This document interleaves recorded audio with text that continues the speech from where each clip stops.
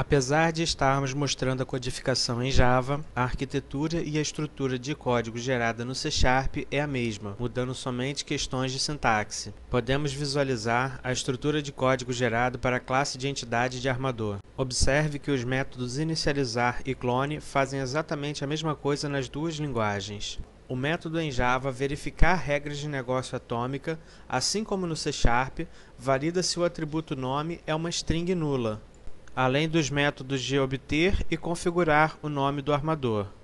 Repare que a semelhança da estrutura da classe não é apenas no código do servidor.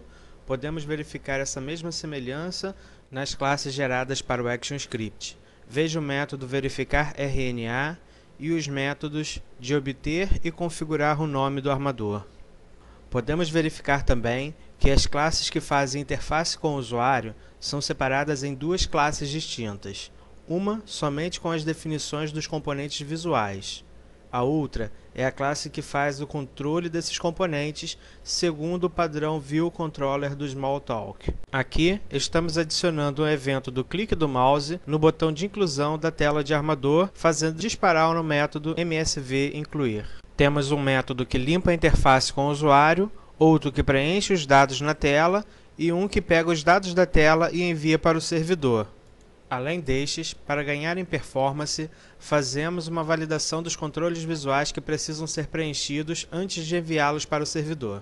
Outra característica das telas geradas por Flex é que, além do padrão ViewController, ainda temos como aplicar uma identidade visual para os componentes dele, configurando via arquivo de folha de estilo, CSS. Isso significa que, ao trocarmos o estilo de um componente no arquivo CSS, estaremos trocando a identidade visual daquele componente no sistema inteiro.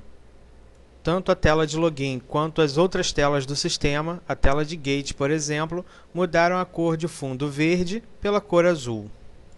Vamos mostrar agora um pouco mais dos recursos de SQL. Muitos não sabem, mas nem sempre conseguimos aumentar a performance de tempo nas consultas se somente criarmos um índice em um campo de uma tabela. Às vezes, é necessário informar ao SGBD que ele precisa utilizar aquele índice criado naquela query. Essa instrução é escrita em uma das cláusulas do Select SQL. Por isso, a importância do SQL ser dinâmico e não estar compilado junto com a aplicação. Vamos criar uma query que nos informe se um container está ou não armazenado no terminal.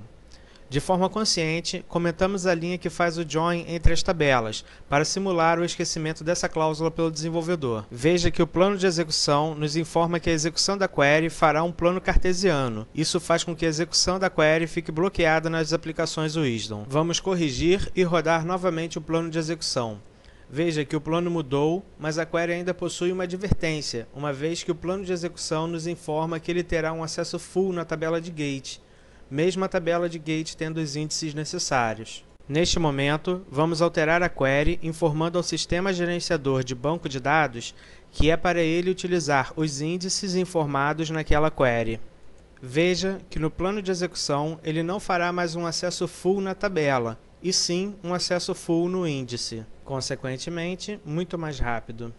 Vamos mostrar agora a utilização deste recurso criado. Vamos abrir a classe de consulta de gate e utilizar o template comentado gerado pelo ACC.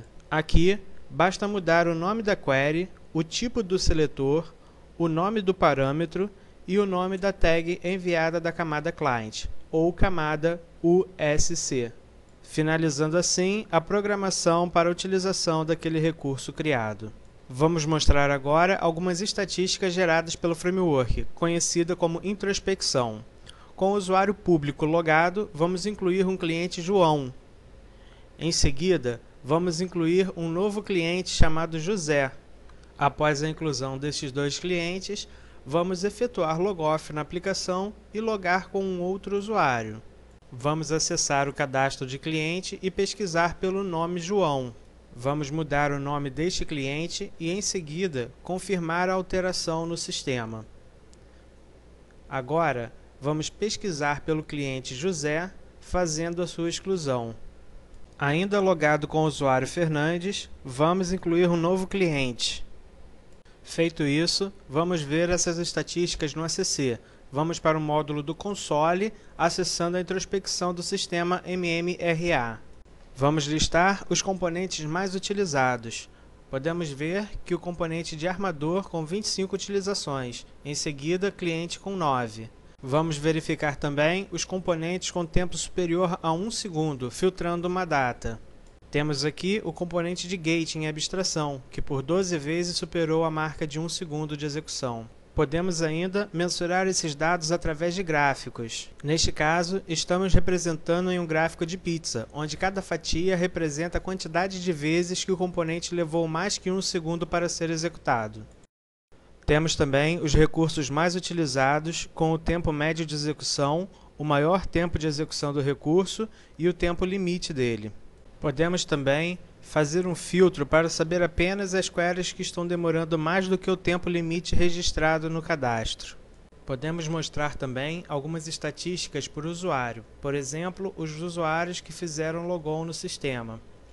Temos aqui o usuário público que logou 2 vezes no dia 25. Clicando 2 vezes, ele nos mostra a hora do logon e a quantidade de operações executadas. Além das estatísticas pré-definidas pelo ACC, podemos também utilizar outros recursos para obter essas informações. Podemos utilizar uma ferramenta de consulta ao banco de dados e montar as nossas próprias queries. Temos aqui a tabela de cliente com as informações de quem e quando o registro foi criado e quem e quando o registro foi alterado. Podemos listar também as mensagens de variância ocorridas no banco de dados e a tradução dessas mensagens, normalmente em inglês, para uma mensagem de negócio, de uma forma que o usuário entenda. Como, por exemplo, exclusão não permitida. Existe pelo menos uma UF para este país. Apague as UFs deste país e tente novamente. Podemos listar também todas as sessões de um usuário, com o número da operação executada, a data e a hora do início e do fim da sessão, o usuário e os dados enviados na requisição daquela sessão. Aqui, a solicitação foi armazenada com o algoritmo de compactação de dados. Temos aqui os dados que nos permitem analisar os recursos SQL com os parâmetros enviados para cada execução daquele recurso. Além das queries apresentadas, várias outras introspecções podem ser elaboradas para o gerenciamento do sistema, onde o limite é a imaginação do desenvolvedor. Muitos devem estar se perguntando: como é feita a manutenção no sistema? E se a minha entidade precisar de um atributo novo? Vou alterar direto no código? A resposta é não. A manutenção segue os mesmos passos de uma aplicação nova. Tudo começa no modelo, desde a análise de impacto até a geração de código. Bem, aí pode aparecer uma outra dúvida: e se foram implementadas algumas regras gerenciais em minhas classes? Ao gerar código da atualização no modelo, vai sobrescrever minha classe perdendo as regras implementadas? A resposta é não. Raramente, as classes com regras gerenciais precisam ser atualizadas. E se preciso for, a geração de código fica no servidor de aplicação do ACC, enquanto o seu projeto fica em outro diretório, normalmente em um diretório local. Deve ser feita uma junção, também conhecido como merge, entre o arquivo gerado e o arquivo com as suas regras, via a ferramenta de gerência de configuração ou gerência de merge, como SVN, WinMerge, etc. A Athenas Engenharia de Software procura mostrar que o modelo serve não só para a geração de código, mas também para, número 1, documentação do negócio e do sistema. 2. Se está documentado, o conhecimento do sistema não é dos desenvolvedores, e sim da empresa. 3. Com o conhecimento na empresa, permite uma flexibilidade maior no rodízio ou troca da equipe de desenvolvimento. 4. Facilita enormemente a análise de impacto por não focar a análise somente no código, e sim em todo um contexto de classes, relacionamentos, processos, requisitos, etc. 5. Permite que a solução de um problema do negócio seja conhecida por todos, sem precisar alocar um desenvolvedor específico para resolver cada tipo de problema.